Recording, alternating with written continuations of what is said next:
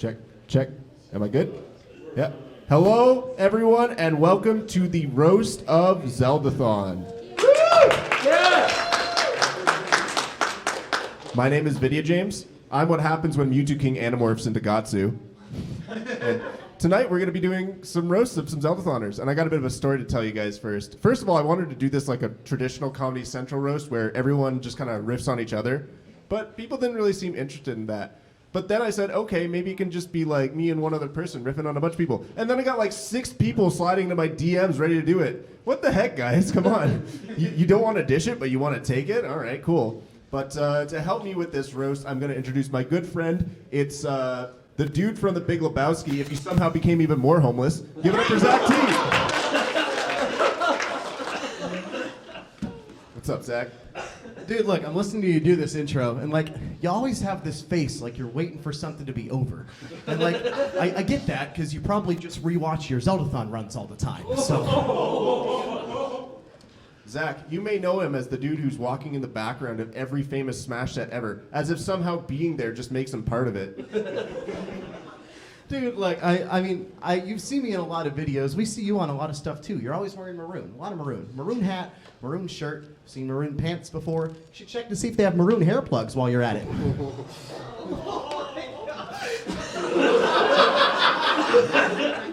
Zach has had some pretty memorable donation goals, most of which are just really destructive, such as dropping a water jug on a kiwi. I haven't seen anything that destructive since Monica's appendix. All right, let's introduce our first guest. We have my man, Dugger Nog. Doug's running Link to the Past after this. Give it up for that. He finally gets to run a main series game, and yet he somehow managed to find out a way to make sure nobody cares about it. Doug, I've always appreciated your commentary on your Tingle runs. I think the best thing I could compare it to is it's kind of like the crust on a peanut butter and poop sandwich. It's the least interesting part of something nobody wants.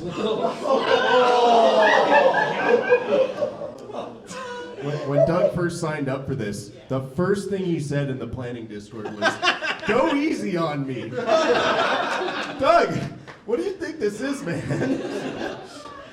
Look, I appreciate that, and I do want to appreciate your outfits. They're really incredible. You have so many shades of pink. You look like a strawberry milkshake. But like, I hate to break it to you, man, color coordinating your outfit is not a substitute for not having a personality. Seriously. We love you, Doug. Good luck on your run. You got this. I'm sorry your pants got run over by a NASCAR.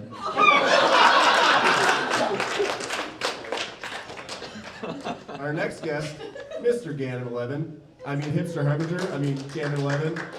Basically the same. Yeah, same thing. Hey, Ganon runs Metroid Marathon. Give it up for that. Metroid Marathon.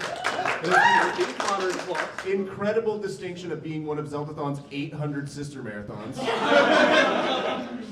Well, you know, when we do content, right. When we do content like this, you know, it's important to get the best people we can.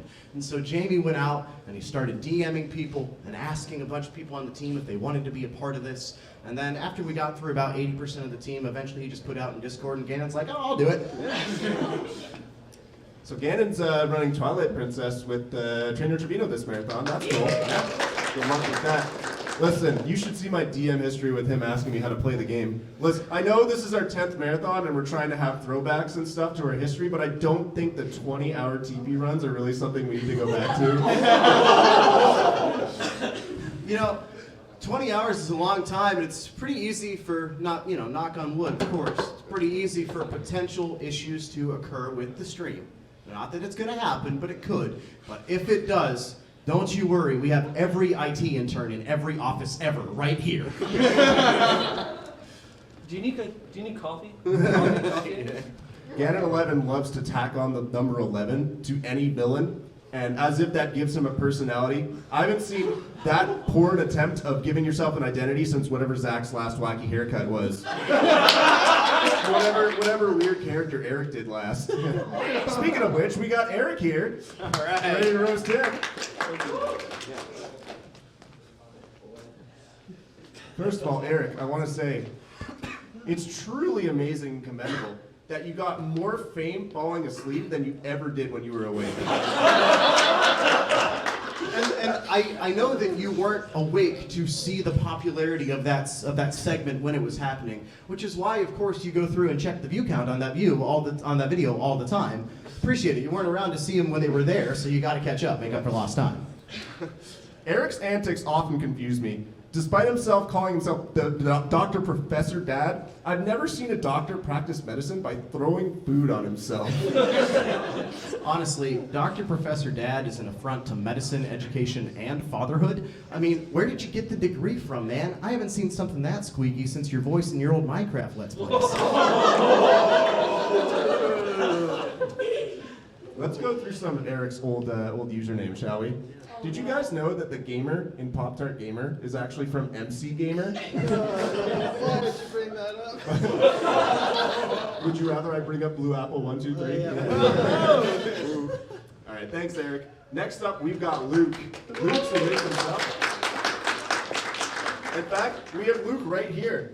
Oh wait, sorry, he's right there. Sorry, I'm just used to seeing you in Zach's shadow all the time. Dude, no, but I mean, I gotta commend Luke for reaching out and attempting to create his branding. You know, it's just taken him 3 years and 11 marathons to figure out his username. It's kind of cool because he started with Light Rage, you know, and that's kind of cool. But then he switched to Luke. It's sort of like if I said my name was Maximus Alexander Dragonborn Khan the Great. But you can call me Luke. And again, I mean, I'd have a hard time if I had his name too. I mean, it's Zumiki, but there's a J in it. That's not even a joke, dude. I've just known you for 6.5 years. I'm still not over it. Yeah, I don't know what to do with it either. Well, yeah, I know. I mean, I'm not sure Luke even knows who he is, you know? Because when I met him, he didn't even have a Facebook profile picture. I'm like, I didn't even know Facebook let you do that. I mean, the word face is in the name. Like, they'll even let you do that? I mean, Monica didn't either. Like seriously. Speaking of which, we got Monica to roast.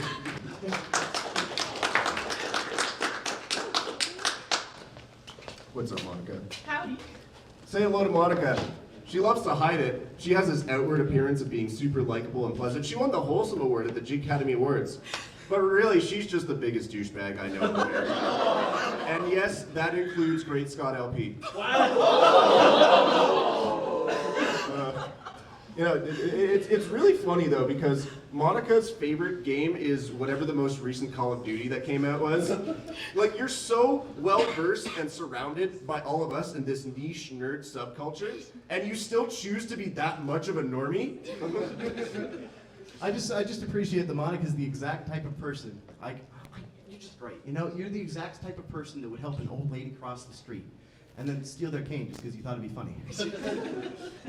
I'm glad we had so many people show up to this roast and give some laughs. But, you know, it's okay. I had a backup plan. I would just get Monica to tell jokes and she'd laugh at all of them, so.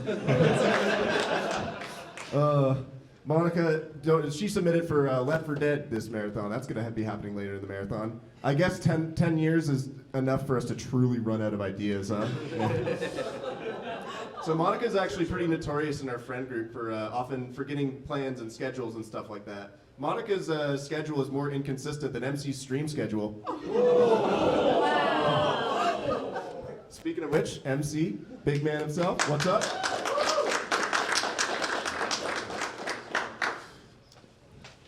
We like to joke about it, but the MC does not actually stand for Minecraft. But hey, MC used to be an incredibly successful Minecraft YouTuber back in the day. And then one day he said, man, this Minecraft thing sure is making me a ton of money. Let's stop doing that and do Let's Plays instead. Like, honestly, I'm just pretty sure MC's never left 2009. I mean, his username is a talk show he made with a friend in elementary school.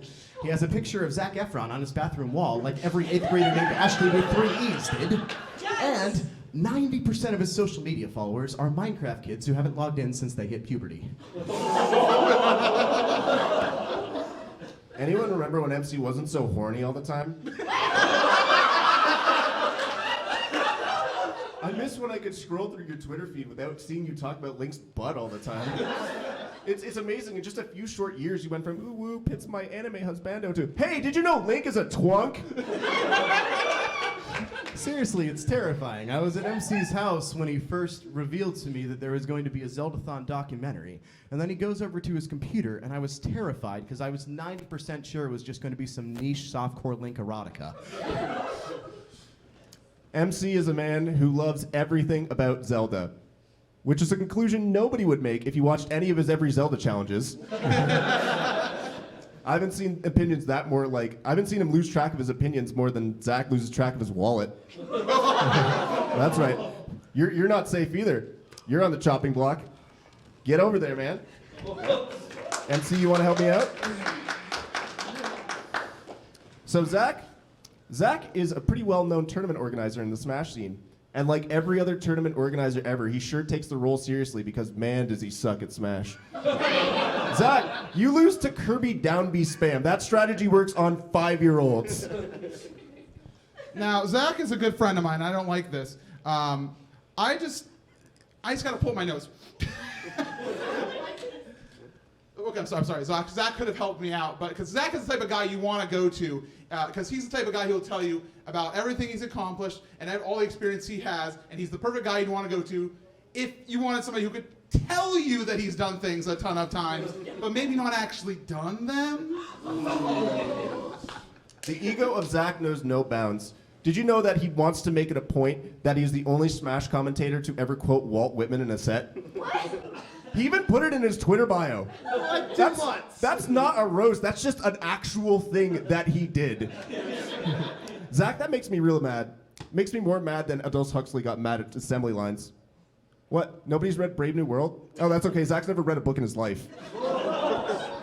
Okay. Now, Zach has done a lot. He has a lot of experience, and I'm only joking with him. And he has a lot of experience under his belt. But wait, I'm actually wrong, because Zach almost never wears a belt. I've seen his business way more times than I've seen Link's business. And that's saying something. You know, a lot of people like to rag on Zach for his experience of Zelda, but I think he's a great fit for this marathon. I have here the complete list of all of Zach's experience with Zelda games. Let's see here. Number 1, a 4-game losing streak in Navi trackers. Number 2, about 2 hours of doing nothing in Breath of the Wild. Number 3, that's weird. The rest of this list is blank. I'm sure the real one is somewhere. Okay. Well, Zach, you've taken some, I've given some, but I think it's time for me to get some back.